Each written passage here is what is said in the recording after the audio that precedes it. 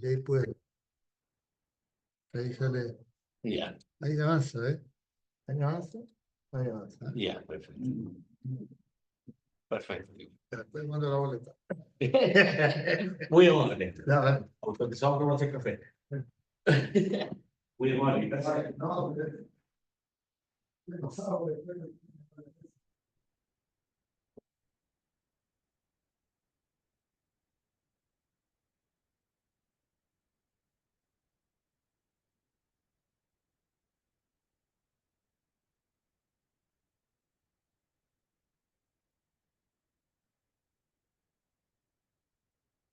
¿Cuántos más han llegado? 5 tenemos. ¿Cuántos alumnos habían en la clase anterior?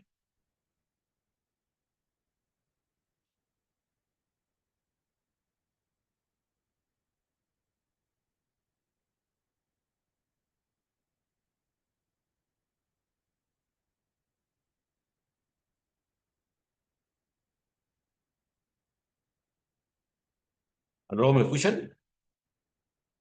Sí, profe. Ya. ¿Y Sí, cuántos profe, sí alumnos se habían? escucha, pero en el curso pasado estábamos con los compañeros de cubierta, es difícil. Ah, por eso hay diferencia. Es que en este momento usted hay 5 alumnos conectados. Y ustedes son como 14.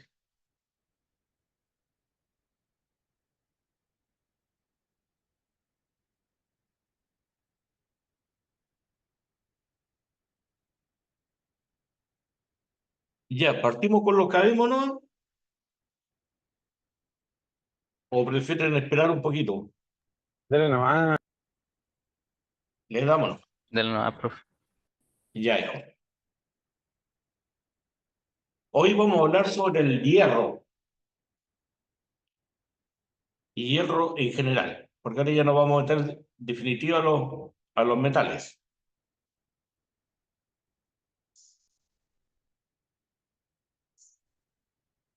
Dice, el hierro. ¿Qué es lo que es este famoso hierro? Dice su símbolo, para los que les gusta hacer puzzle, es Fe, del latín ferrum.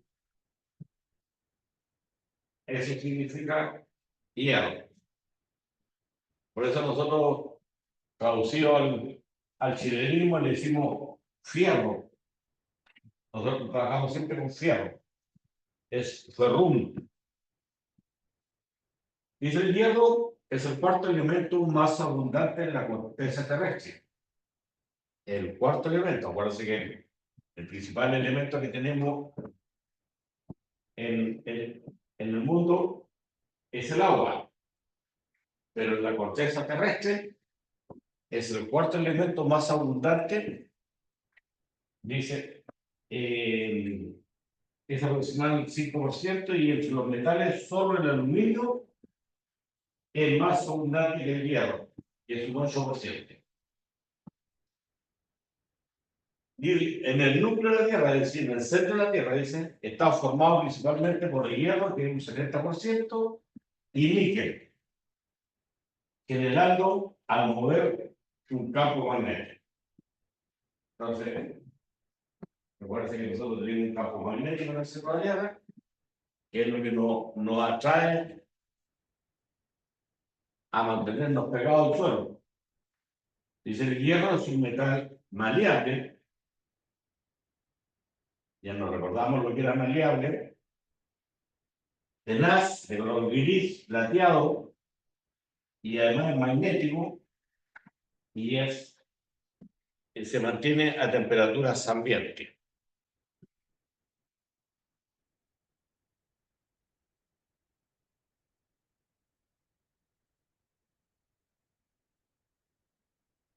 Algo de historia de este material, dice, los primeros utensilios de este metal descubiertos en Egipto datan de 1000 años antes de Cristo. O sea, 3000 años antes de Cristo, ya se habían encontrado cuchillos. Es decir, que en Egipto ya andaba más de un chileno asentado. No, son mentiras. Pero en Egipto ya se encontraban estos monedas. Dice entre el siglo XII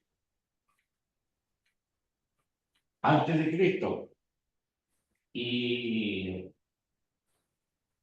en el siglo X antes de Cristo se produce una rápida transición. Acuérdense que antes todas las fechas se daban del nacimiento de Cristo. Era un año antes del nacimiento de Cristo, 3 años después del nacimiento de Cristo, todo estaba basado desde ahí. Ahí teníamos como referencia. Por eso dice en el siglo XII antes de Cristo y en el siglo X antes de Cristo se produce una rápida transición, es decir, un gran cambio en el Medio Oriente de las armas de bronce a las armas de hierro. Entonces ahí tenemos otra información. Cuando se produce este cambio en el Medio Oriente, ya estaban peleando. La guerra ha existido siempre, si nosotros lo vamos 10 siglos antes de Cristo ya se sacaban la mugre entre vecinos. Dice, entonces se produjo la transición entre las armas que eran de bronce a las armas de hierro. Este periodo que se produce a diferentes fechas, según el lugar, se denomina edad del hierro, sustituyendo a la edad del bronce. Claro, primero era la edad del bronce, todo se hacía en base a bronce, y después se saltó cuando se descubrió el hierro, cambió todo, se dejó a un lado el bronce, que era más blando, el hierro era más resistente para pelear, para hacer los carros, para todo, y además era más liviano. Dice la sustitución del bronce por el hierro fue en forma paulatina, pues era difícil fabricar piezas de hierro, localizar el mineral, luego había que fundirlo a temperatura alta para finalmente forjarlo y darle la forma que deseaban los soldados de esa época. Entonces, como no había mucha experiencia en trabajar el hierro, le costaba a estos bandidos hacer sus armas.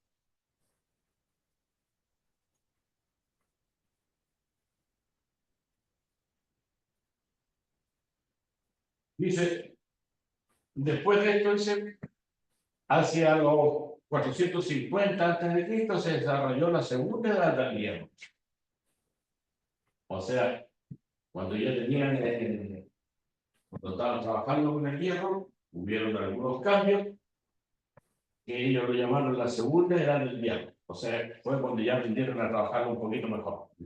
Junto con esta transición, es decir, con este cambio del bronce al hierro, se descubrió el proceso de carbonización que consiste en añadir carbono al hierro.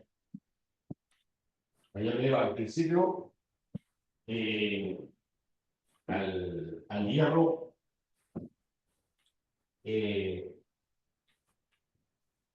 lo sacaban, lo fundían y hacían la cepada en bruto. Pero, como ya habíamos conversado anteriormente, ese hierro era un material que se fundía, o sea, perdón, se oxidaba rápidamente y no era de buena calidad. Entonces, cuando ellos después descubrieron que en el momento de fundirlo se le podía echar carbono y podíamos mejorarlo un poco, ahí ya hubo un cambio sustancial. Entonces ahí ellos se dieron cuenta que al añadir carbono, el hierro cambiaba. Después se bajo la dinastía de Hans, este era un chino, entre el 202 a.C.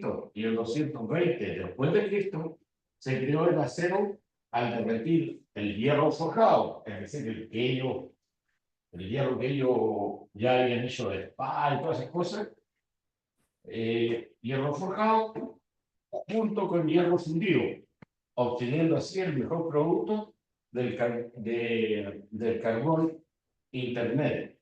Y eso lo que pasaron a llamar el acero. Claro, porque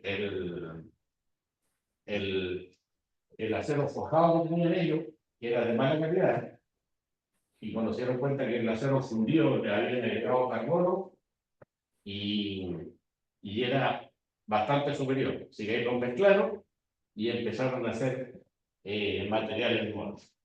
Dice que la Edad Media, hasta el final del siglo XIX, muchos países europeos empleaban como método siderúrgico la farga catalana.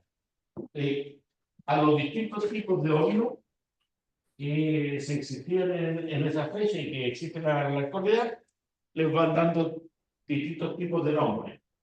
Si cuando acá dice la farga catalana, se está refiriendo al sistema de horno a donde podían fundir el acero.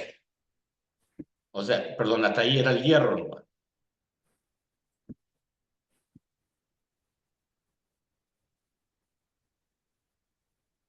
Dice, fue Benjamin Huttman el que desarrolló el procedimiento para fundir fierro forjado con carbono, obteniendo de esta forma el primer acero conocido.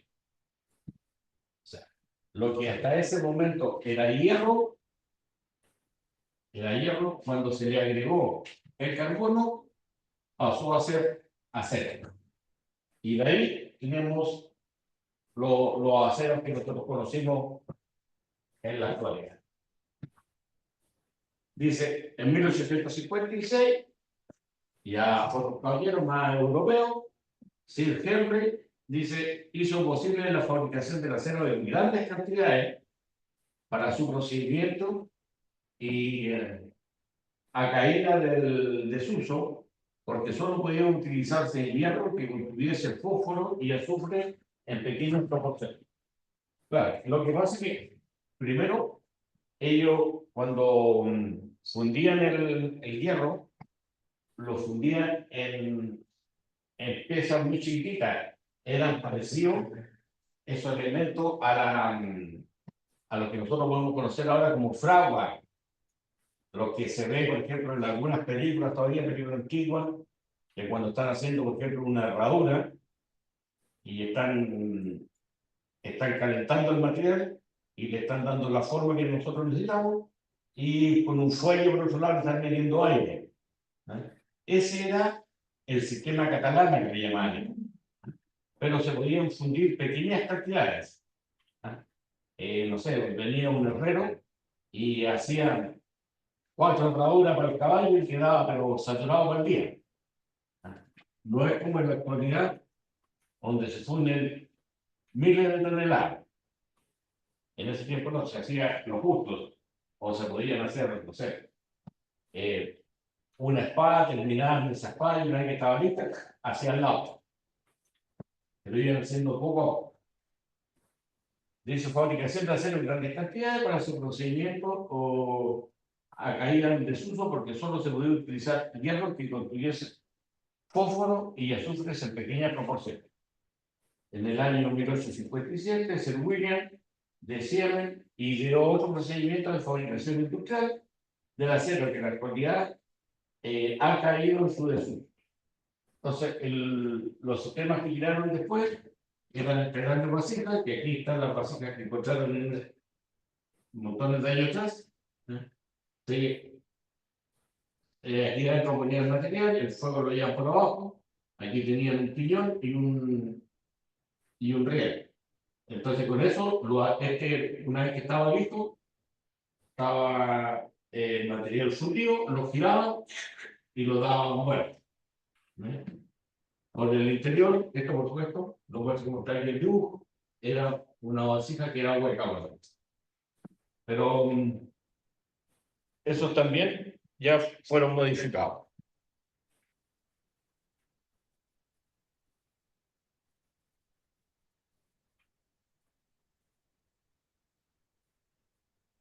Después dice, en el siglo XVIII en Inglaterra comenzó a escasear y a hacerse más caro el carbón vegetal. Y este se hizo que comenzara a utilizarse el coque.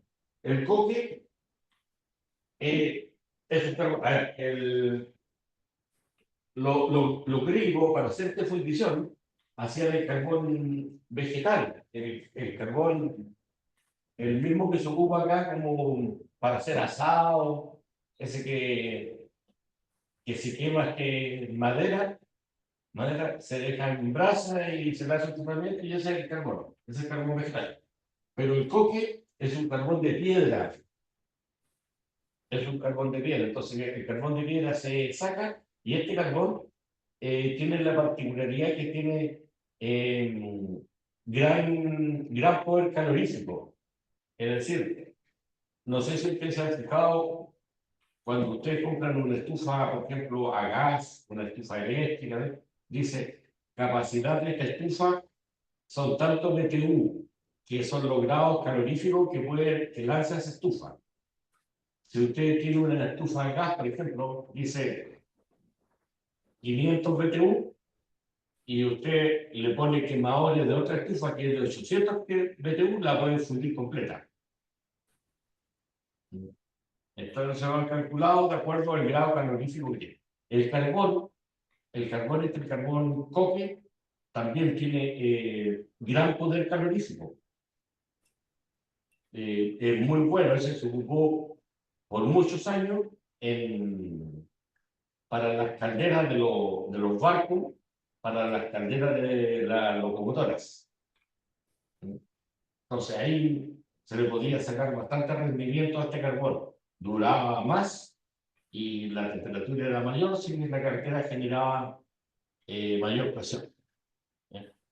Pero este se sacaba de las minas, que en Chile teníamos las minas que estaban en la octava región, en Lota, Coronel, y si no se traía de Colombia. Pero ese carbón es el carbón coque. Siempre me acuerdo de una mala aventura que tuvimos. Nosotros en mi casa, yo soy de Punta Arenas, mis viejos tenían en la casa una cocina a leña, una cocina blanca grande. Sí, por una orilla se ponía la leña en el interior y se mantenía la casa calientita. Y cada cierto tiempo mi papá compraba unos sacos con carbón. Así se iba echando carbón de forma normal. Y yo cuando era marinero en una de mis navegaciones, había un pontón que tenía la armada en los canales y fuimos al pontón, tuvimos que ir a hacer un trabajo y en una bodega tenían gran cantidad de carbón. Así que yo pedí permiso si me podía llevar un saco de carbón de eso porque eso estaba ahí botado. Y ellos me dijeron que no había ningún problema. Y yo era el único Punta Arenas, así que me dijeron, ¿dónde quieres ese carbón? Así que no me acuerdo si llevé uno o dos sacos de eso para la casa. Y mi papá o mi mamá le echó una piedra de carbón a la estufa y la estufa calentó mucho, quedó al rojo y se infló. Claro, porque el carbón era demasiado fuerte, demasiado grande el poder calorífico. El carbón que se ocupaba en Punta Arenas para la estufa, que era del mismo en piedra, no era coque, era un carbón de más baja calidad y era el que funcionaba. Pero el coque es demasiado grande, o sea, demasiado calorífico. Entonces, a ese es el que se refieren acá. Acá tenemos una especie de un carro que parecía una locomotora, que tiene una caldera con su carga, y ahí tiene el fogón. Entonces, ese ocupaba coque. Y teníamos una locomotora, la locomotora, toda la parte, la trompa que tiene delante es la caldera. Entonces se le echaba carbón a la caldera y era como desesperado. Dice, fue utilizado por primera vez por Abraham Darwin al principio del siglo XVIII, que construyó en un alto horno. El coque se empleó como fuente de energía en la revolución industrial. En este periodo la demanda del hierro fue cada vez mayor, por ejemplo, para su aplicación en ferrocarriles. Claro, una vez que se le tomó el gustito al fierro, se vieron que no era tan difícil de trabajarlo, que era resistente, el precio no era tan elevado, así que se empezó a generalizar el hierro. Recuérdense que nosotros podemos ver a lo largo del país hay montones de puentes que son ferroviarios, puentes de fierro. Hay en algunos lados hay muelles todavía de fierros, hay construcciones en tierra, y ahí tenemos el ejemplo claro en Francia, en París, la Torre de Eiffel. Entonces, ahí ya se ocupó más o menos generalizado ese sistema. Entonces, como decía aquí al final, lo que acabábamos de leer, dice el hierro fue cada vez mayor, por ejemplo, para su aplicación en ferrocarriles. Al final del siglo XVIII y comienzo del siglo XIX, se comenzó a emplear ampliamente el hierro como elemento estructural, es decir, ya se metió en las construcciones. Acá en Valparaíso hay montones de construcciones que son de hierro. El caso más palpable, por ejemplo, el edificio que está de Xilecha. De Xilecha es construcción de fierro. Todos los almacenes de la aduana en el puerto son todos de hierro.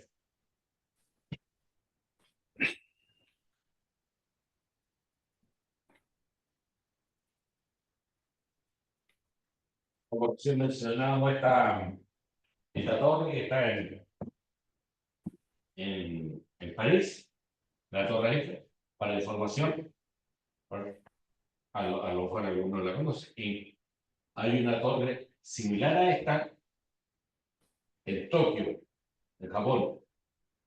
Lo que sí me parece que la torre de Japón son 33 metros más grandes, pero es la misma torre. Y esta torre, de todos estos descansos que hay ahí son como 2 o 3 pisos, en todos los descansos, y hay restaurantes y distintas cosas.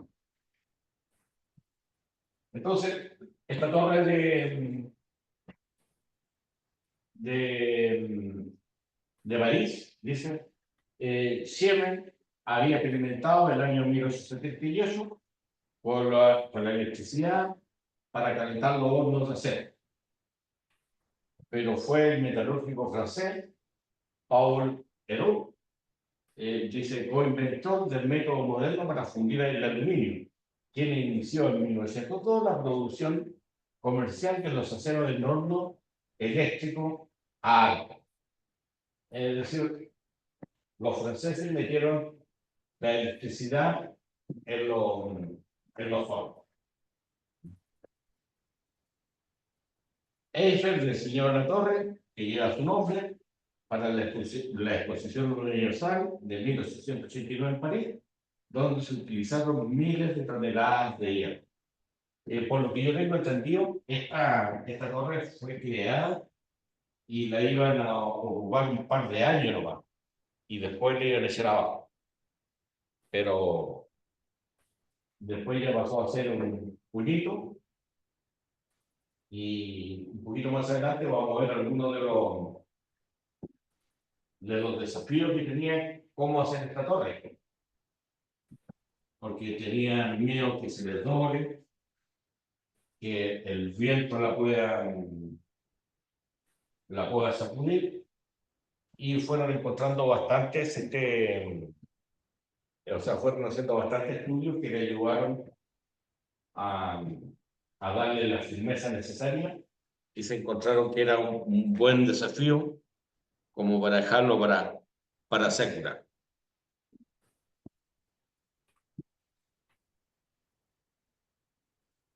¿Cómo se obtiene el hierro? Dice, el hierro es el metal más usado, con un 95% en peso de la producción mundial del metal. O sea, el 95% del metal que se ocupa en el mundo es hierro. El hierro se extrae de mineral por medio de alto horno, es decir, se extrae por medio, primero así como forma de roca, de piedras especiales, y después se funden y de ahí se saca el hierro. Dice, en este se reducen los óxidos del mineral en presencia del coque, es decir, cuando nosotros lo fundimos, le vamos sacando todos los minerales extra, dice. Y el coque, dice, y carbonato de calcio, que actúa como escorificante, o sea, le separa la mugre del hierro. Finalmente se produce la combustión y desulfuración mediante la entrada de aire caliente.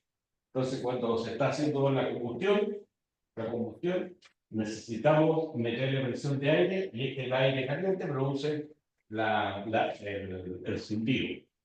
Por último, dice, se preparan dos fracciones de escoria y arrayio. El arrayio le llaman es como a la ceniza que queda del,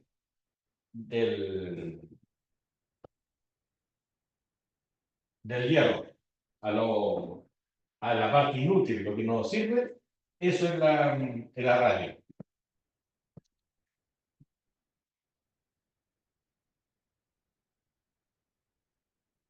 Bueno, ahí hay más o menos un dibujo de cómo lo van fundiendo.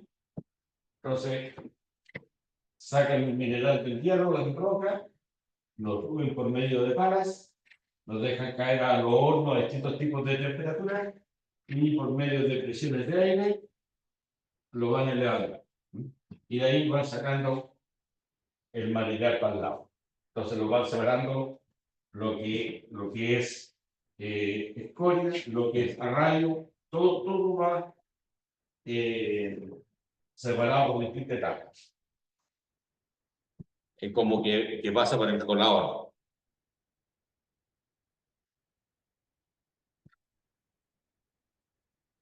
Dice, el acero es una aleación de hierro y carbono, donde el carbono no supera el 2% en peso de la composición de aleación. A ver, ¿a qué se refiere esto? Normalmente, por ejemplo, una plancha de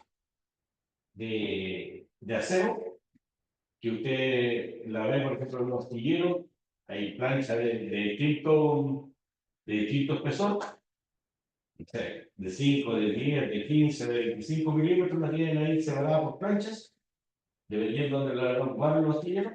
Bueno, cada plancha de esa grande, la cantidad de carbono que tiene no supera el 2,1% aproximadamente. ¿Vale? Eso es el promedio, porque se acuerda que le decíamos al principio que nosotros cuando teníamos, si repetimos todo esto, la piedra sola la fundimos, va a salir de hierro. Entonces nosotros le agregamos a la fundición carbono para que el carbono se hayan dado cuenta que le producía dureza a la plancha. Pero si yo me paso en la dureza, esa plancha va a quedar quebradiza. ¿Vale? Entonces, aproximadamente, dentro de todos los componentes que lleva el 2,1% aproximado de carbono. Dice, el acero alcanza normalmente un porcentaje entre el 0,2 y el 0,3 de carbono. O sea, bastante menos del 2.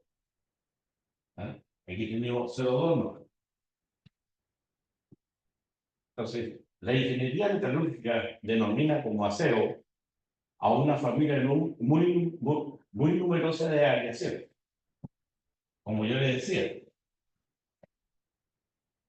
sin carbono es hierro. Nosotros le echamos carbono o le echamos cualquier aditivo y ahí pasa a ser acero. Por eso dice la ingeniería metalúrgica denomina como acero a una familia muy numerosa de aleaciones. Claro, hay montones de tipos de mezclas, ¿eh? Teniendo como base la aleación de hierro y carbono. Casi todas las aleaciones parten con hierro y carbono. Y de ahí yo le puedo agregar algo más, ¿eh? ¿Cuáles son esos algo más? Lo que hablábamos el otro día, le podemos agregar cobre, le podríamos agregar silicio, le podríamos agregar boro. Bueno, hay una variedad más o menos grande.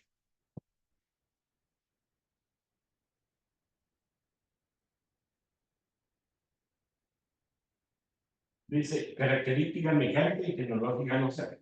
Entonces, la característica mecánica es cuando yo tengo algo que, por ejemplo, no sé, tengo una. Y en el caso del buque, nosotros tenemos una viga donde amarramos nuestro buque, donde le pasamos la espía o una osa, lo hacemos firme. Pero esa viga está expuesta a que nosotros la tenemos, la apretemos, podemos hacerle cualquier cosa. Esas son condiciones mecánicas, ¿eh? Cualquier maltrato que nosotros le demos son condiciones mecánicas. A eso nos estamos refiriendo. Dice la característica mecánica entonces, y tecnológica de la célula. La densidad media, es decir, 7.850 kilogramos por metro cúbico. En función de temperatura, el acero se puede contraer, dilatar o fundir. Por ejemplo, cuando yo hago la línea del tren, usted se puede dar cuenta que una línea con la otra nunca van pegadas, siempre van un poquito separadas. Por eso es que el tren mete mucho boche cuando van dando la rueda, a veces son un tac, tac, cuando pasa por esas separaciones.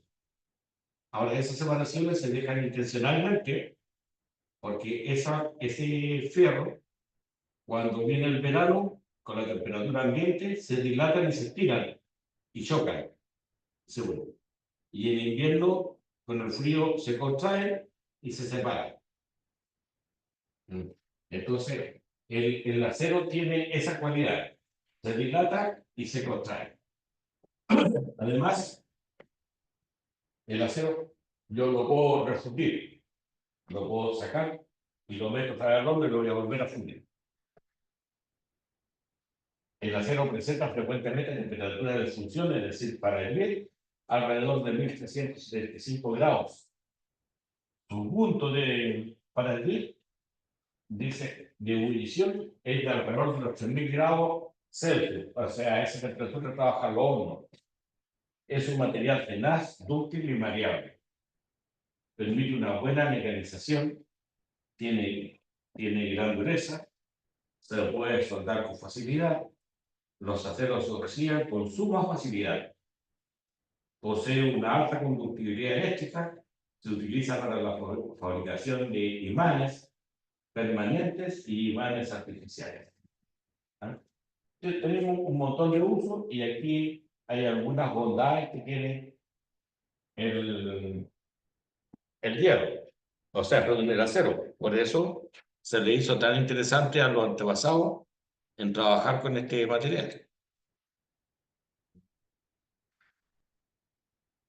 El proceso de producción, dice, tiene como objeto reducir los altos contenidos de carbono introducidos al fundir el arraigo y eliminar las impurezas tales como azufre y fósforo. Entonces, el material normalmente tiene azufre y fósforo, pero cuando se funden, eso se evapora, se pierde. Y al mismo tiempo se le agregan elementos necesarios para producir el tipo de acero demandado. Entonces, ¿qué es lo que dice aquí? Que de acuerdo a las necesidades que yo tenga, le voy a agregar un accesorio, un aditivo, que es de acuerdo a lo que yo voy a necesitar. Si yo quiero un acero que sea inoxidable, le voy a echar materiales para hacer inoxidable ese hierro. Y me va a quedar un acero de acuerdo a lo que yo necesito. Finalmente se moldea el acero en forma de lingotes de colada continua, dependiendo del sur. O sea, ustedes han visto los lingotes que a veces van en los camiones o en los buques y se transportan de un lugar a otro para su venta.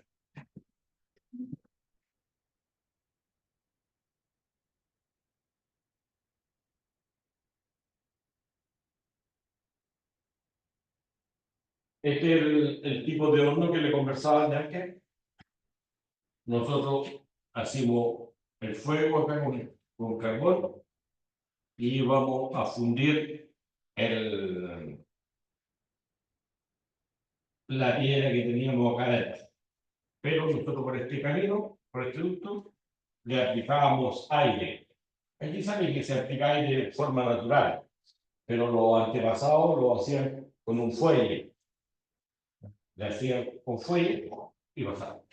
Por supuesto que en la actualidad ellos no lo hacen con fuelle, sino que tienen algún tipo de ventilador eléctrico, un motor forzado que le esté lanzando aire.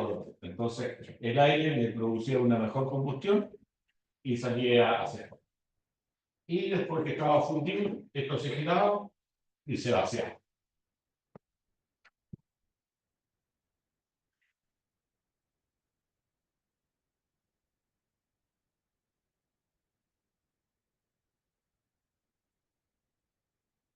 Este es el mismo sistema. Tenemos el sistema de horno. Aquí nosotros lo inclinamos, venía la pala, le echaba el carbón, o sea, perdón, el metal, para esto. Aquí separaba nuevamente esta pieza, separaba, comenzaba a hacer el trabajo, se le metía ahí la presión por debajo, era un soplado a presión.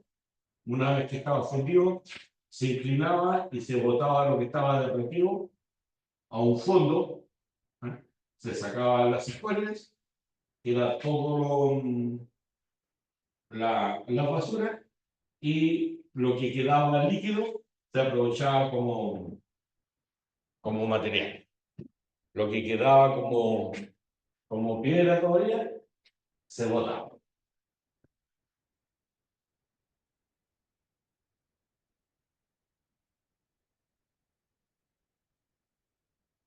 Este es el mismo proceso y ya está más actualizado, ya más industrializado, más grande.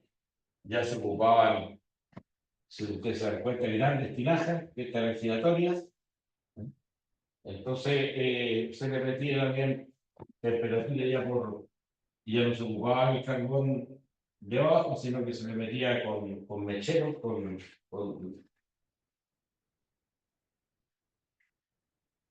claro, con mechero y se lograba fundir. Entonces la idea se hacía pasar por distintos canales y se salía al otro lado en bloques de acero y quedaba listo en el tren para ser repartido o llevado a un barco para que lo puedan exportar.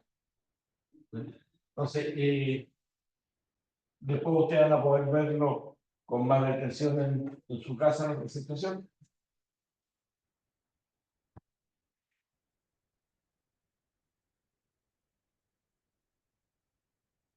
El, es lo único que ahora ya se usaba un sistema de inyección de aire para arriba, no para abajo, y se ocupaba una piedra caliza que hace el mejor trabajo de la fundición del metal, ¿no? Entonces, este es un horno igual que el que estamos viendo, pero este ya era con inyección de aire.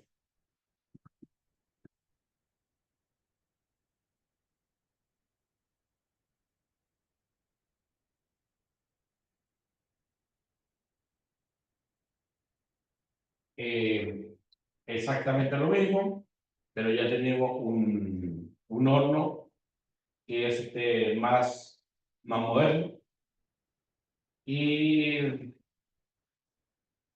ya lo que se está haciendo es meter la corriente para dar temperatura al horno. Entonces, esto era lo que le llamaban hornos al arco, es decir, arco eléctrico.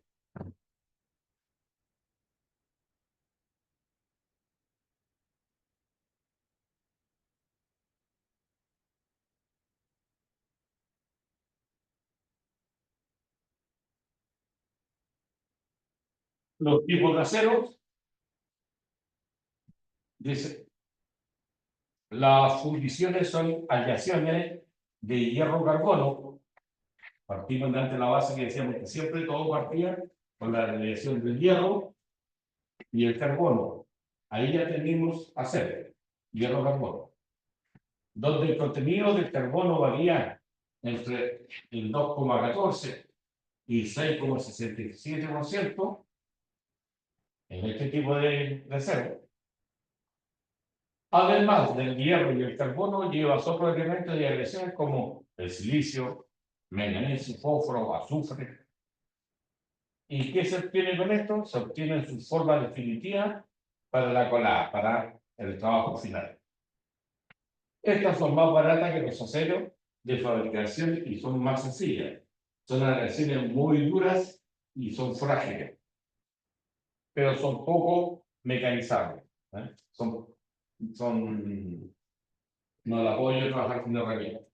Entonces yo ahí tengo fierro como para hacer rejas, distintos tipos de formas.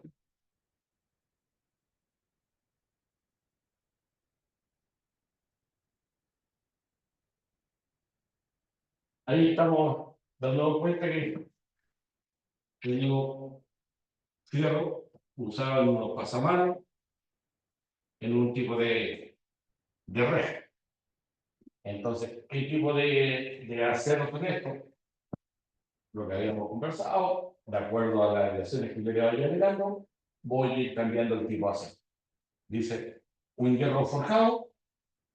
¿Qué es lo que es un hierro forjado? Es lo mismo que decir acero dulce. Es un material de hierro que posee las propiedades de poder ser forjado, puede ser martillado. Ahora, ¿cuándo yo puedo hacer todo eso? Forjarlo o martillarlo cuando yo lo tengo caliente.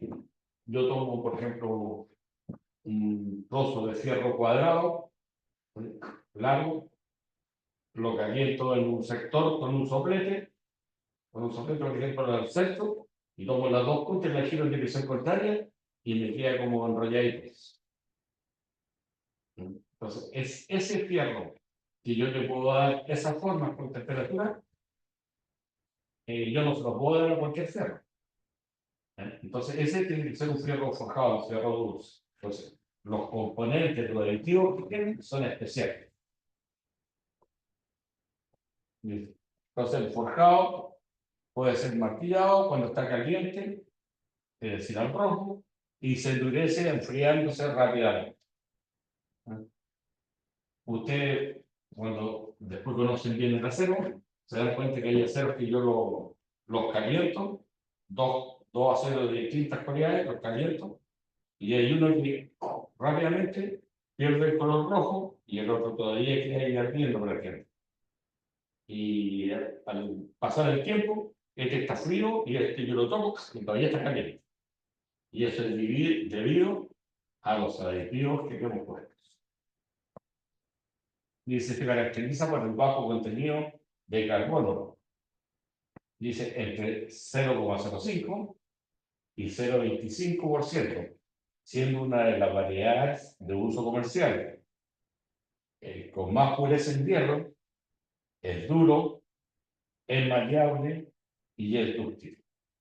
Entonces, ustedes el fierro que compran para hacer este tipo de trabajos, más o menos la cantidad de carbono es baja. ¿Y por qué es baja? Porque si yo le pongo mucho carbono, el, el hierro me va a quedar duro y no voy a poder hacer estos trabajos de calentarlo un poquito, girarlo, calentarlo y darle esta forma. me va a costar mucho. ¿Eh? Entonces, para yo poder hacer este trabajo, tengo que tener bajo carbono. Y el fierro me va a quedar. Ahora, por supuesto, y al ser bajo carbono, va a tener otras cualidades que voy a perder o voy a ganar. Dice, siendo una de las variedades del uso comercial, con más pureza en hierro, es duro, maleable y dúctil. Entonces, usted lo encuentra con mucha facilidad en el comercio.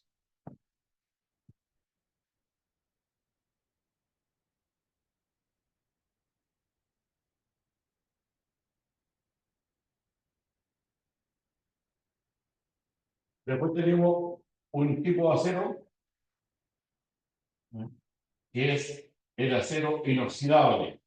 Este es el que nosotros vemos, por ejemplo, en algunos lavamanos. Este es durito, brilloso, tiene bonitas terminaciones y no se oxida con mucha facilidad. ¿Sí? Pero, por supuesto que tiene bastantes ventajas. Pero la ventaja que yo quiero destacar es para lo que nosotros lo vamos a usar. A veces se hacen esquinas de muebles, se hacen terminaciones, se le hacen las cubiertas, por ejemplo, en las cocinas, grandes lavaplatos, todo eso inoxidable. Entonces, va a ser inoxidable, es una reacción de hierro, exactamente igual que el otro.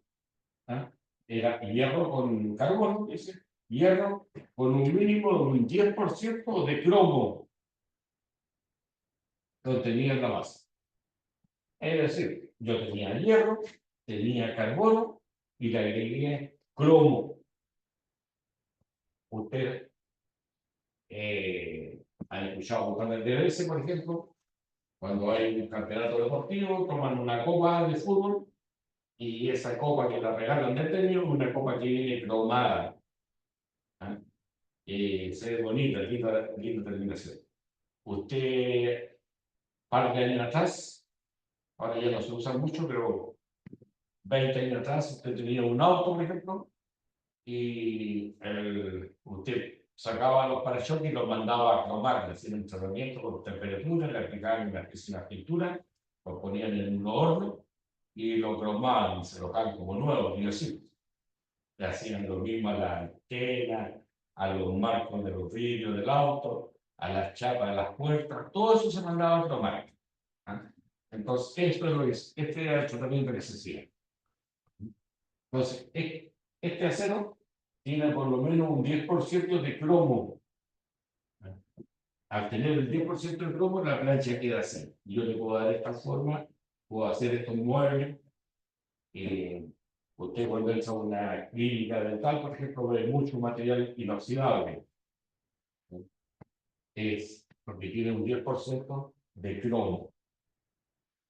Entonces, el acero inoxidable es resistente a la corrosión, la dura mucho más que el otro, dado que el wolframio y otros aliantes reaccionan con el oxígeno, formando una capa espaciada.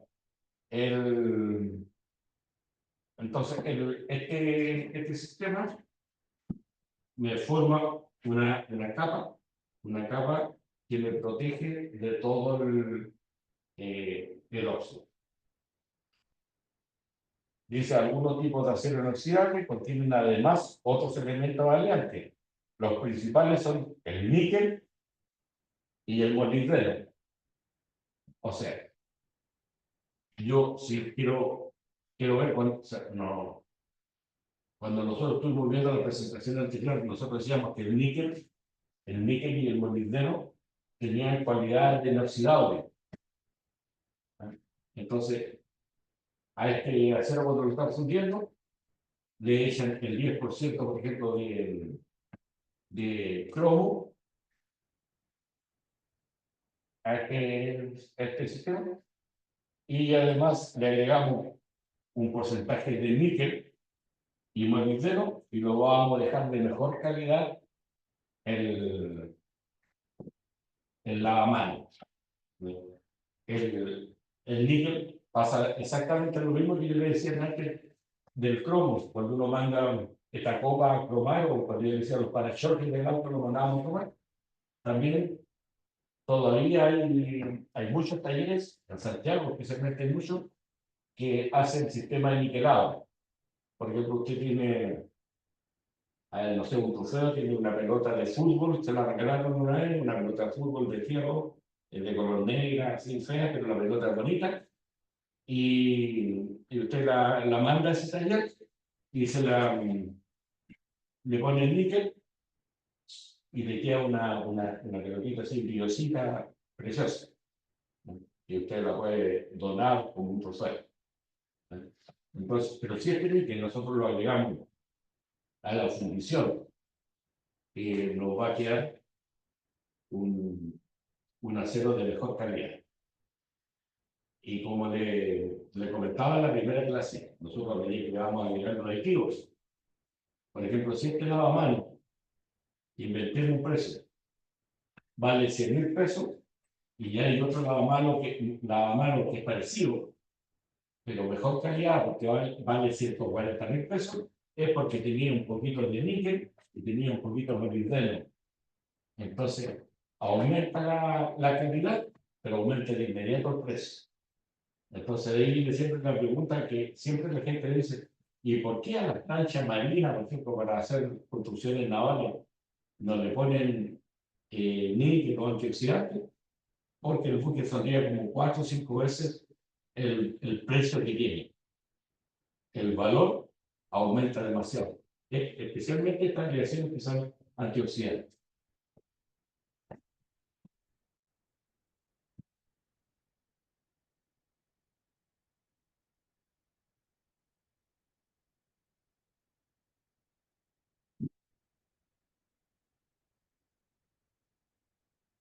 Dice el acero microleado es un tipo de reacción metálica que provee mejores propiedades mecánicas o mejores resistencias a las corrosiones. Es decir, ya tenemos, por ejemplo, un repuesto,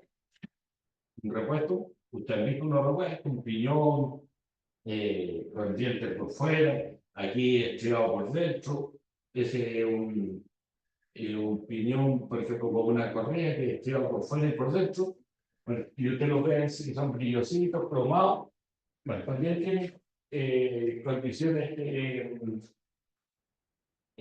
antioxidantes. Esos son microaliados. Estos microaliados tienen este compuesto, y ya lo habíamos visto los mismos componentes anteriores. ¿Ah?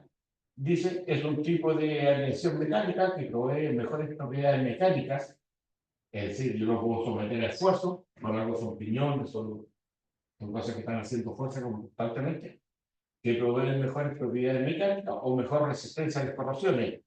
Por eso son brillositos así de este tipo. Dice, los aceros microaliados son fabricados para cumplir con propiedades mecánicas específicas. Si yo voy a hacer un engranaje, por ejemplo, esta, normalmente cuando el engranaje que va en el eje cigüeñal, por ejemplo, donde va a tomar una correa para la distribución y lleva un piñón que me toma la correa, es microaliado como este. Entonces, este tiene esta característica, que es resistente a las corrosiones y además es resistente al esfuerzo. Tiene un contenido de carbono entre el 0,5 y el 0,25, o sea, no tiene demasiado carbono, tiene muy poco carbono. Muy poco. Otro elemento de la aleación incluye hasta un 2% de manganesio o pequeñas cantidades de cobre. ¿Se acuerdan que el cobre también era otro elemento que nosotros le agregábamos a las fundiciones y también es antioxidante?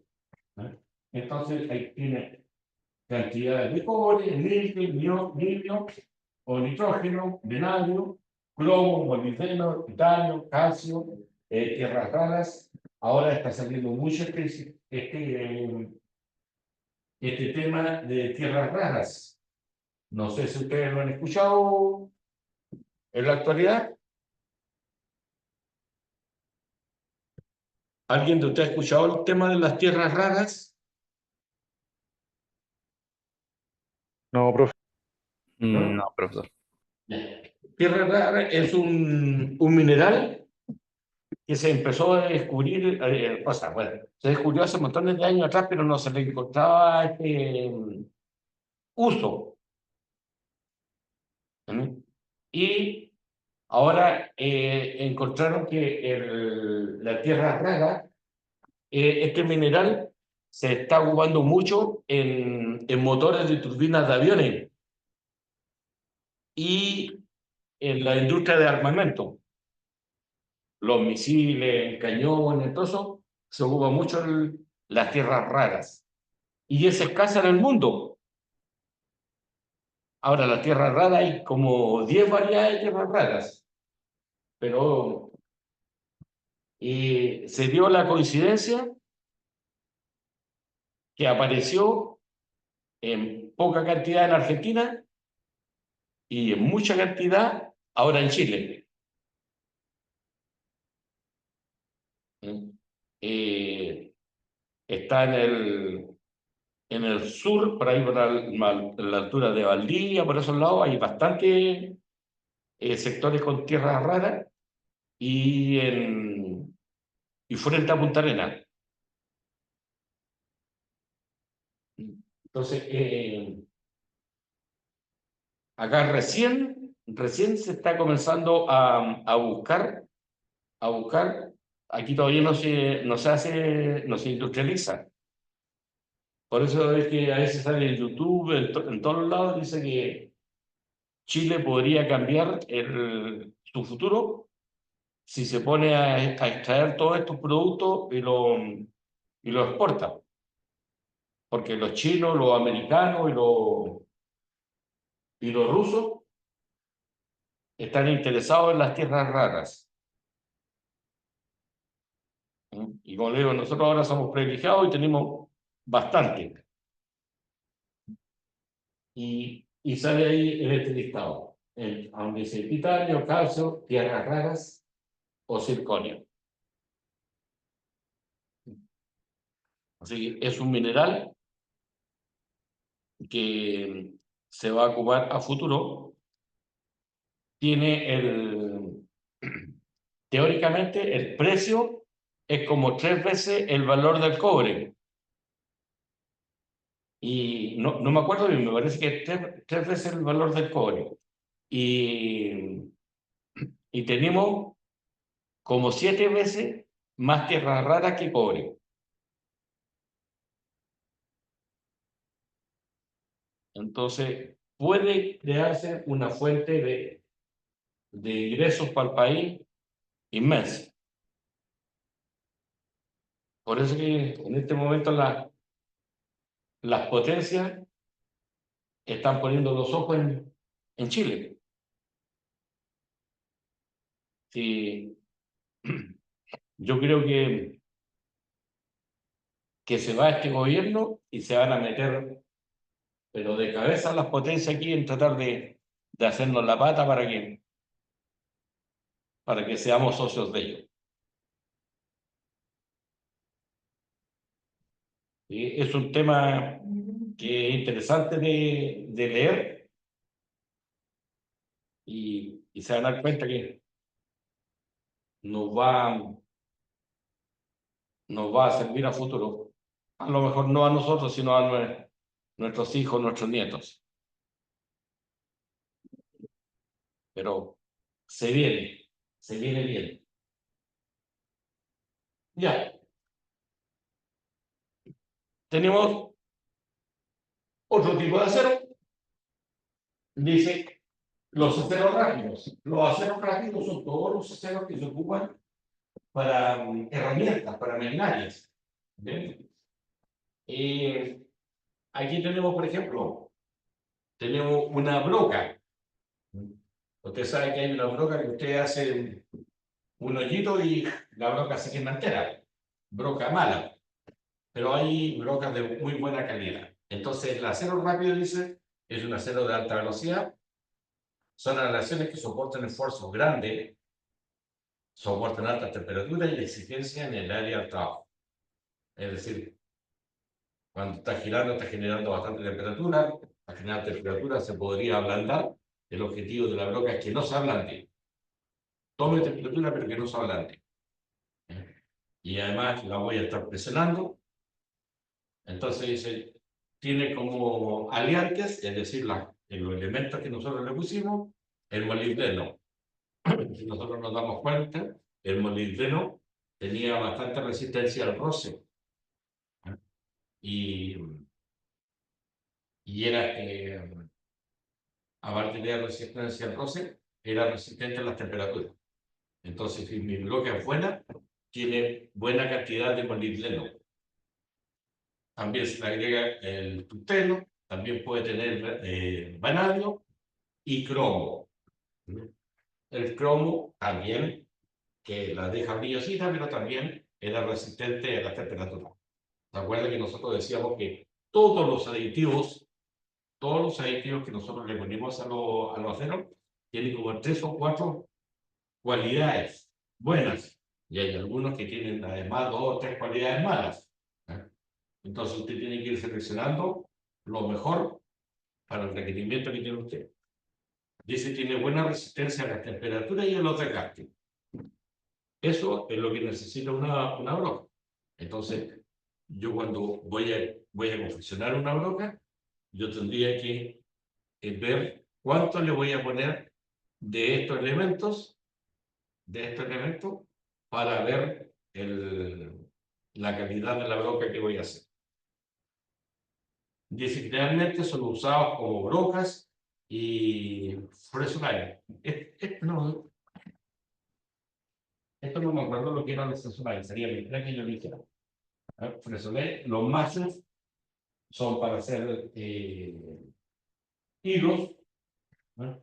Para realizar procesos de mecanizado como máquinas de herramientas. Es decir, todas las hojas de corte de los tornos, las fresas, todo se ocupa con un acero que sea acero rápido. Ahora, si usted se va a comprar una broca, por ejemplo, para trabajar el cemento y que sea resistente, la broca tendría que decir en la bolsita donde viene que trae alguno de estos elementos. Es una broca de molibdeno o que tiene tutanio, vanadio, plomo. Entonces usted ahí ve si le sirve o no.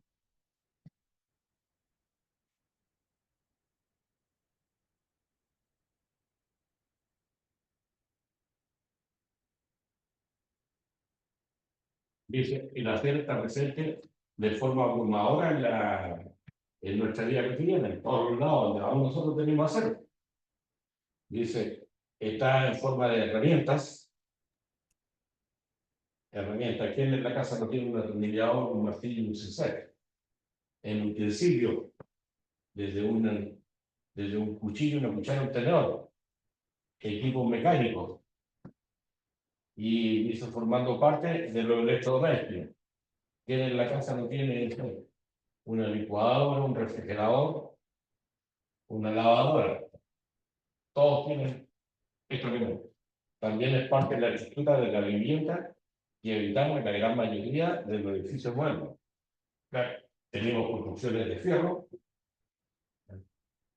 Cuando hacemos hormigón, tenemos fierro de construcción.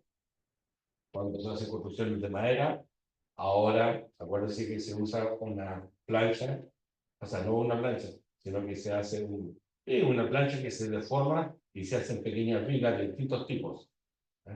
Entonces, todo esto no es una simple lata que se le pone, sino que tiene que llevar un pequeño tratamiento para darle mayor resistencia. Normalmente lleva tratamiento del zinc, para que no se lo vaya a oxidar con facilidad esa.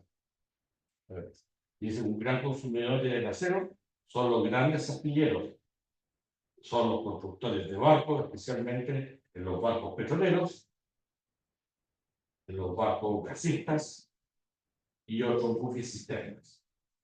Son los principales constructores, o sea, lo que más se necesita ahí es el acero. En este momento, como por ejemplo acá en Chile, como la Armada comenzó con la fabricación de barcos ya más o menos a grande escala,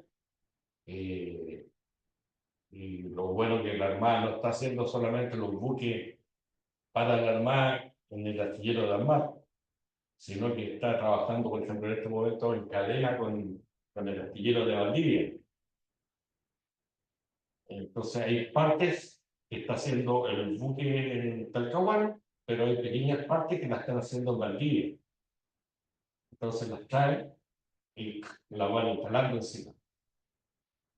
Por ejemplo, ahora están haciendo un barco que es un barco de apoyo, un barco auxiliar, y lleva unas barcazas grandes que pueden llevar camiones. Entonces estas barcazas entran al interior del buque y cargan los camiones, cargan todo y salen navegando dentro del buque hacia afuera. Esas barcazas se mandaron a hacer a Valdivia. Mientras están construyendo los buques, en Talcahuano las barcazas se están construyendo en Valdivia. Y hay otras cosas chicas que se están mandando a construir a otros astilleros chicos a lo largo del país. Entonces, de todos los lados se está ocupando acero. Entonces, en Chile, cuando se construye un barco, no es lo mismo que comprar un barco en, no sé, en Japón.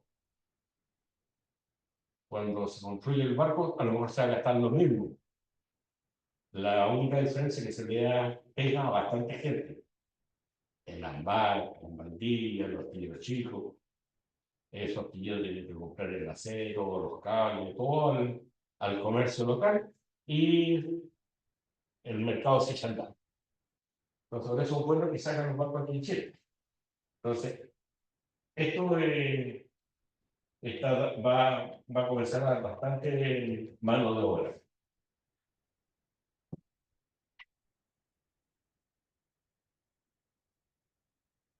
El reciclaje,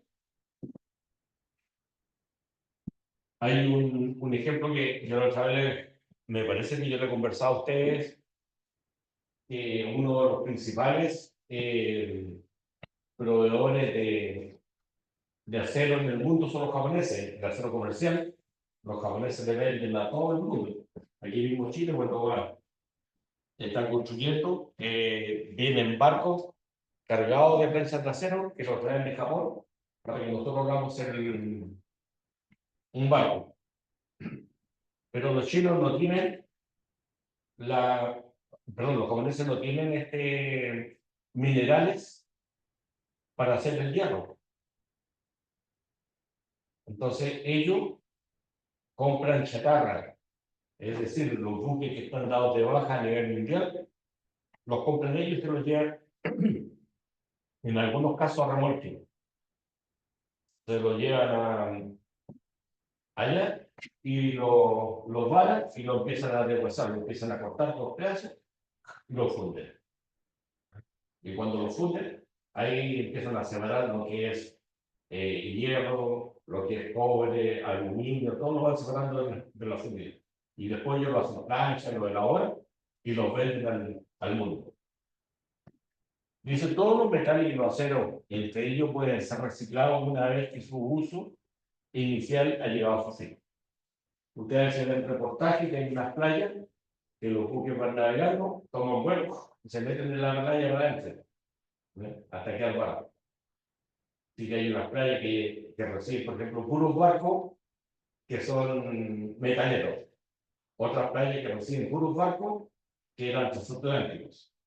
Y así los van separando. Ahora, ¿por qué hacen esas diferencias? Porque no sé, el transatlántico, dentro de todas las cosas, lleva mucha madera para la decoración. Entonces, esa madera la pueden aprovechar en un lado y en el otro astillero no la aprovechan. Entonces, de acuerdo al tipo de buque, lo van despachando de distintas tallas. Dice de esta manera, todas las máquinas, estructuras, barcos, automóviles, trenes, etcétera, se desguazan a fin de su vida útil y se compactan para convertirlos en chatarra.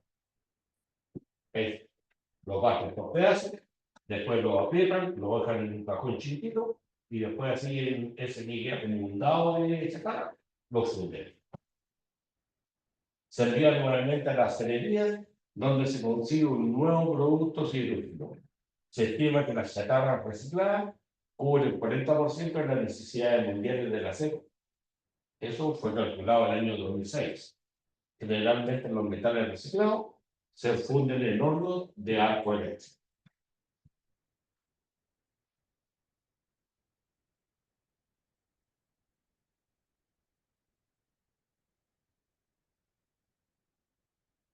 Por Price, Dinámica, perdón, es una operación de cielo abierto ferrocarril cuya capacidad de producción anual alcanza los 28.000 toneladas de níquel contenido en ferroníquel.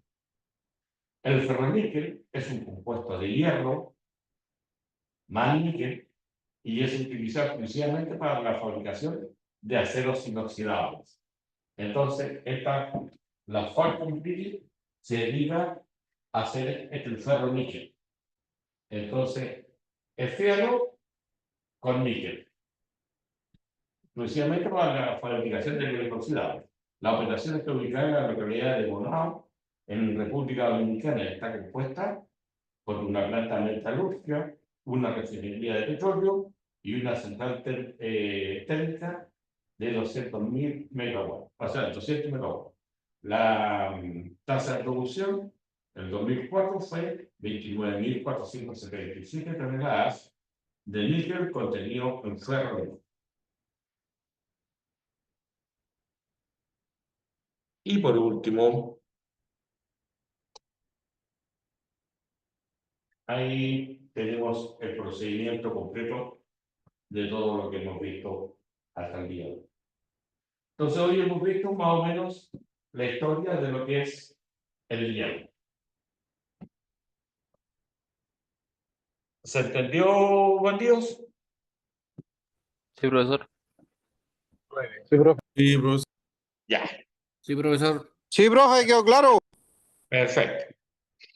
Oiga, les recuerdo que nosotros el jueves no tenemos clase porque es frío. Así que el lunes en la tarde,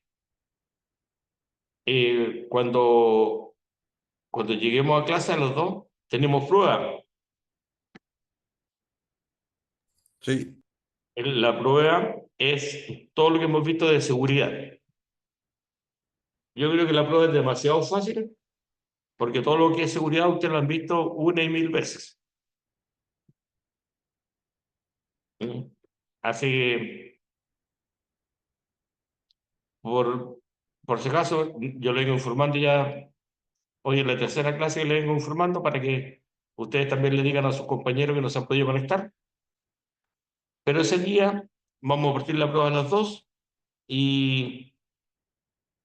pero yo no se la voy a cortar al tiro, la voy a dejar extensa para que ustedes la puedan desarrollar durante el día, considerando que deben de haber compañeros que están embarcados y a lo mejor en ese momento se pueden estar moviendo de un lado a otro y pueden tener problemas para conectarse. Entonces, igual que la prueba anterior, les digo que contesten cuando estén seguros, no se vayan a apurar demasiado. Y las preguntas son sencillas, no es para tratar de pillar a nadie.